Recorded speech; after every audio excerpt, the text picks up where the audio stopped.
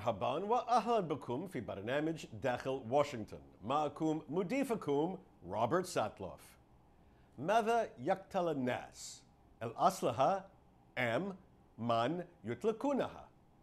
هذا السؤال محور حوار وطني دائر منذ عقود.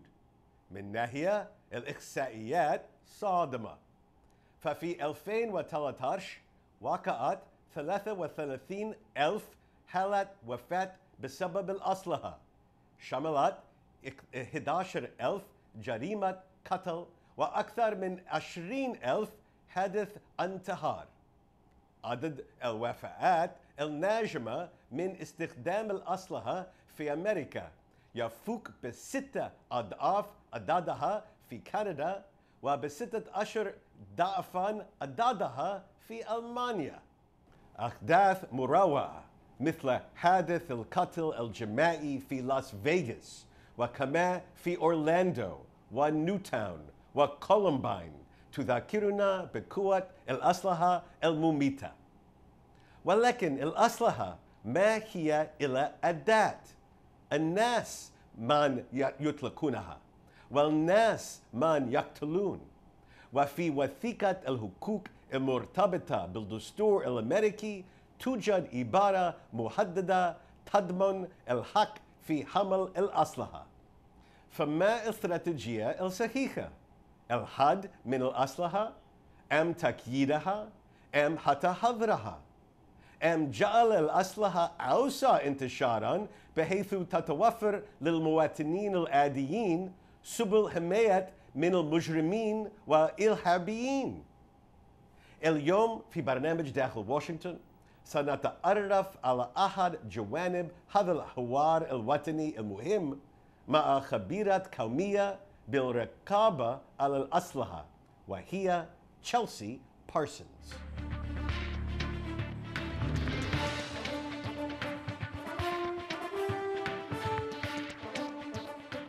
Welcome back to Dakhel, Washington. They are some of the most numbing and chilling scenes on our television screens. Las Vegas, Orlando, Newtown, Columbine, mass shootings, gun violence in America. How serious a problem? What can be done about it? And today, we're going to discuss these questions with our guest, Tchelsea Parsons. Thank you so much for being with us today. Thank you for having me. There's so much debate about guns in America. Let's begin with some facts. Sure. So, how many Americans own guns? So that you get right to one of the biggest problems that we have when we try to understand gun violence in the United States, which is we don't actually know with precision how many Americans own guns in this country. We don't have a central registry of gun owners, and in fact it's against federal law for the federal government to keep a registry of firearm owners. So the best guess is that there's between 200 and 500 million guns that are in private hands in this country. 200 million guns. Correct. So we're approaching 2 guns for every 3 people in America. Correct.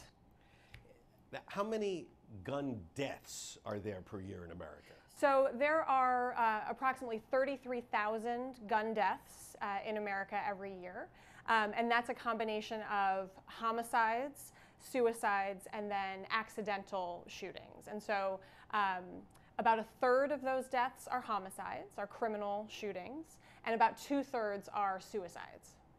And of all those people killed, how many of them are children? So when it comes to firearm homicides, younger Americans, millennials, are more impacted by gun suicides. So there is a large percentage of those deaths do occur among people who are younger than about 25. So how does a kid get a gun in America today? So that is also a great question. And we see over and over again stories of young children, toddlers even, who somehow get access to a gun and end up shooting themselves, a parent. There was a case a year or two ago where a toddler in the backseat of a car was rummaging through his mother's purse and accidentally shot her as she was driving the car. And so what these stories tell us is that we don't have a strong culture of safely storing the guns that we own. And so many gun owners choose to store their guns loaded, unlocked, and in places that are accessible to children. And so one of the things that we try to talk more about is the need to store guns safely if you're going to choose to have them in your home for precisely that reason. All right, I think before we get into the discussion of what to do about the problems, let's talk about what rules there are in America about gun ownership. And I guess one has to begin with the American Constitution. So there is an amendment to the Constitution, the Second Amendment. What does it say and what doesn't it say, and how do various Americans interpret that amendment? Right. So the Second Amendment to the Constitution provides for the right to bear arms. That's the phrasing that's in the Constitution. And it's the other part of the amendment refers to a militia. And so there, for 150 years, was kind of a growing body of case law in the courts interpreting what that meant in terms of what was the scope of the right to possess guns when it comes to an individual, and how was that right connected to this idea of a militia. And so in 2008, the Supreme Court finally addressed that question directly in a case called Heller. And what the Heller decision says is that the Second Amendment provides an individual the right to possess a gun in the home for the purpose of security and self-defense in the home. So that is the scope of the right as it is currently understood by the Supreme Court. And that somewhat began to answer the question, but left open a lot of room still for interpretation about what types of laws then can be enacted that serve to limit that right of an individual to own guns for self-defense in the home.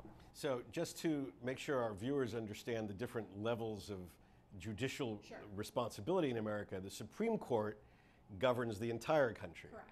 But in our country, individual states and individual jurisdictions can make up their own laws. Correct. And so how does that work when it comes to guns? You could take a gun and drive from New York to California and pass through many states. Right. So how do these individual rules affect gun ownership? So this adds then another layer of complexity when we talk about the issue of guns, gun ownership, and gun violence in the United States. And so the federal law establishes certain rules about firearms in this country, most particularly when it comes to who is eligible to own a gun based on their criminal history. And so federal law establishes that if you've been convicted of a felony, if you are subject to certain kinds of domestic violence restraining orders, if you have a particular mental health history that involves an involuntary commitment for treatment, you are not eligible to buy a gun. So the federal law establishes that. But other than that, every state then has the ability to enact its own laws regarding firearms, and they can be much more strict than the federal law. So you have states like New York and California that have further restrictions on which individuals are eligible to buy guns. You also have state laws that govern where guns can be carried outside of the home. So can you carry your gun when you go to a park? Can you carry your gun when you go to a government building or to a school, places like that? And so state laws tend to govern where guns can be carried, and also whether they can be carried concealed and hidden or whether they can be carried openly. So there are some states where you could walk down Main Street into a McDonald's with a pistol on your hip. Yes. Nearly every state, in fact, in this country allows the open carrying of guns. So yes, you can, not even a pistol, you can go into a McDonald's with an assault rifle strapped to your back. So I did want to ask you about differentiating between types of guns. I know there's been considerable debate on that in our country between handguns on one end and rifles or submachine guns, Uzis and AK-47s on the other end. Right. So what we know about gun deaths in this country is that they are largely caused by handguns. So most of the violence, gun violence, is handgun violence. But most of the mass shootings that take many, many lives and that are, the incidents that really call media attention do occur with what we call assault-style weapons.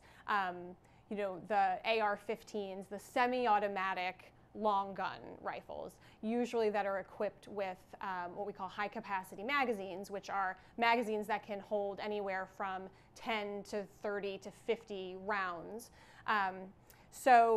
And then there's, with respect to fully automatic weapons, machine guns, those are actually very heavily regulated in this country. So it's very hard to legally be able to purchase a fully automatic machine gun.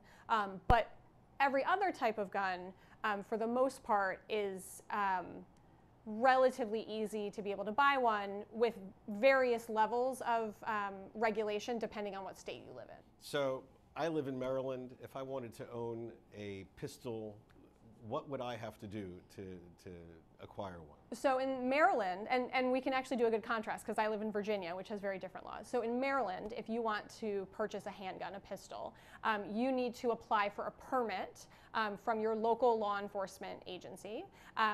And they will run a background check on you, and then you will get permission from, you'll be issued the permit from your local sheriff's office. Once you have that, you can go to a gun dealer and pick out the gun you want to purchase. The dealer will run a background check, and if you pass the background check, you can buy that gun. You can also buy a gun in Maryland from another individual who's not a licensed gun dealer, but that person will also have to conduct a background check before they sell you that gun. In Virginia, if I wanted to buy that same gun, I don't have to apply for a permit from the local law enforcement, so I can just go straight to a gun dealer. That dealer will have to run a background check, and if I pass it, I can take my gun home. Or I can find a private person who has a gun for sale. I can meet that person back at the McDonald's in the parking lot, and they can sell me that gun without asking my name, without getting any information about me, without a background check, without having any knowledge about who I am or whether or not I'm legally allowed to buy that gun, and I can take it and walk away. So I'm hearing one thing which is missing from both the Maryland and the Virginia stories, which is I don't have to know how to use a gun. Oh, no. So you can buy a gun in America without ever taking a class or any training. I mean, it's much more difficult to get a driver's license, evidently, Yes. than it is to own a gun. Yes, that's correct.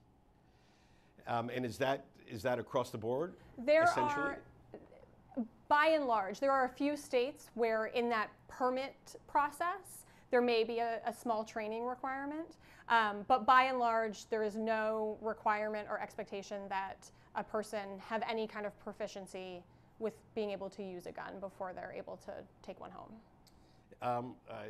When we come back after the break, we're going to talk about the politics of all this and how the political debate about restrictions and gun control. Before then, are there any areas of gun ownership in which there is broad bipartisan agreement? For example, about hunters and the tools they use, or is there some basis of agreement on this issue? I think, unfortunately, no at the moment. I think, and we'll talk about the politics, but I think that this is one of the issues in America that has become extremely politicized and extremely polarized. And so, whereas maybe 15 or 20 years ago, we used to be able to talk about guns in a way that wasn't so intense and so polarizing. At this point, there are very few areas where we can have that kind of conversation that doesn't immediately get to the politics of it. All right, when we come back, we're going to talk with Chelsea Parsons about the politics of owning a gun, of gun control, or alternatively, ideas out there that we should have more guns. Because if the evildoers, the criminals have guns, then law-abiding citizens should be able to have guns to protect themselves. We're going to talk about all these issues in just a moment.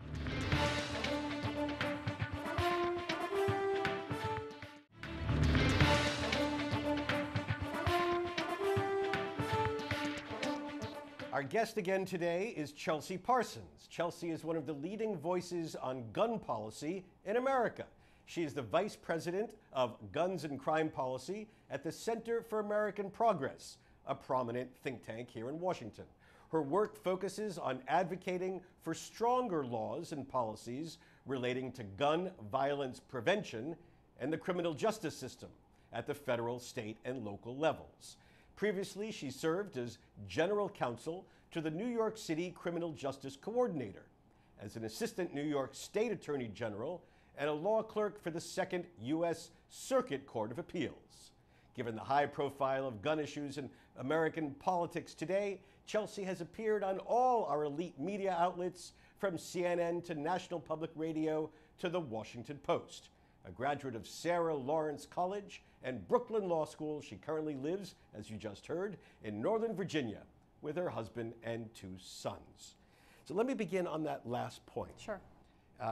We've seen some absolutely horrific images of kids, whether it's in Colorado or Connecticut or in Las Vegas. And these images, after the initial burst of outrage, tend to produce 2 completely different conclusions. The need for urgent and comprehensive gun control, and on one end, and on another end, the need for more guns in schools and more people walking around with guns to stop criminals killing innocent people. How do we bridge this? What is the political solution to this obviously a serious problem? Yeah, it's the debate around gun violence in this country it's frankly maddening, because it's almost as if we are having 2 completely different conversations. So in the work that I've done in doing research and looking at the data and in looking at how different states with their different laws in this country have completely different experiences with gun violence, what that tells me is that the way to prevent these kinds of tragedies, both these horrific shootings that we see on TV and the shootings that happen every day in places like Baltimore and Chicago and St. Louis, is that we need to have stronger laws that reduce the ease with which people who wish to do harm can buy guns. And so, you know, we've done some research looking at data from the FBI, the Federal Bureau of Investigation, and the public health research arm of the federal government. And what it tells us is that the states that have stronger gun laws have dramatically lower rates of gun deaths. These are also the states that tend to have fewer guns in private hands, so lower rates of gun ownership. When you compare internationally, the United States has a rate of gun homicides that's 25 times higher than our peer nations. And so I don't think that we are any more violent a culture or a country, or any more murderous. We don't have any more violent video games or movies than any other place on earth, but we have more guns. And so to me, it seems like the logical place to try to address this problem is to focus on the guns. There is an opposing viewpoint promulgated primarily by the National Rifle Association, which is the biggest lobbying group that represents the gun industry. And what they say is that the way to prevent and reduce gun-related crime is to have more good guys with a gun who are, in their view, everywhere and ready at any moment to be able to stop an attacker. And that notion to me just doesn't make sense. You know, if we look at Las Vegas, I don't know how anybody who would have had a gun in that crowd could have had any impact on stopping that person from shooting out of that window. And so it's a view of America that to me is very dangerous and kind of taps into this notion of we should be fearful of our neighbors and we should be fearful and distrustful of our law enforcement and our community. To me, it's just not the right way to kind of go about this problem. All right, so let's put this entire debate into the political context. There are lots of issues that people care about, and a lot of people may say they care about gun control or keeping guns. How high a priority is it for the people on the different sides of this debate? Because often how intense their attachment to the issue is will determine the outcome of the political debate. Yeah, that's absolutely right. And the up until about 5 years ago, the dynamic has been that people who feel very deeply about their right to own guns have been incredibly active on this issue and have been single issue voters when it comes to this, right? And so the protecting the Second Amendment has been their top issue, and they make calls to Congress and they show up at rallies, and that was their issue. Whereas on the other side of the issue, you had voters who cared about preventing gun violence as part of a basket of issues that they would care about. After the shooting at Sandy Hook Elementary School, you started to see a shift in the intensity gap between the two sides. This is of when issue. the kindergartners were Correct. killed in Connecticut. That's right. And so that was really a big moment in this country, and really did start the beginning of some new life in the advocacy around trying to prevent gun violence. And so we now have more and more people in this country for whom this is one of their top issues. And so they are engaging much more on this issue and kind of starting to balance the scales a little bit when it comes to intensity around this issue. And so if you could look out 5-10 years, where do you see this debate developing? So I like to be optimistic about this, particularly because there's a lot of public opinion research, a lot of polls that have been done about this issue. And all of these polls show that a vast majority of Americans agree with a lot of the policies that we advocate for, things like background checks. And the polling is, 90% of Americans support these things, right? And so we're in this moment where there is a gap between where the American people are on this issue and where congressional leadership is on this issue, particularly among Republicans. And so that is unsustainable.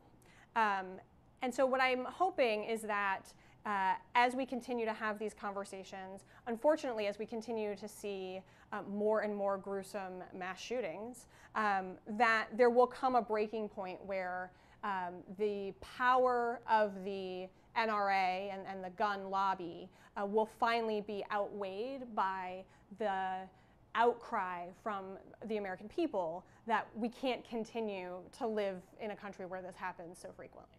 Okay, well, thank you very much, Chelsea. This is a fascinating look at what is clearly a very important topic. We're going to continue this debate here on Dakhel Washington with various viewpoints on this issue, but you have done an excellent job in explaining the issues at hand. Thank you so much.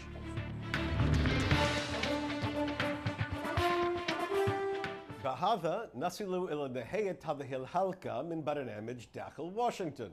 إذا كانت لديكم أي استفسارات أو تعليقات حول هذه الحلقة وخاصة حول ملكية الأسلحة واستخدامها في أمريكا اليوم، أرجو أن تراسلوني مباشرة على عنوان البريد الإلكتروني التالي insidewashington@الحرة.com. معكم روبرت ساتلوف. شكرا لكم وإلى اللقاء.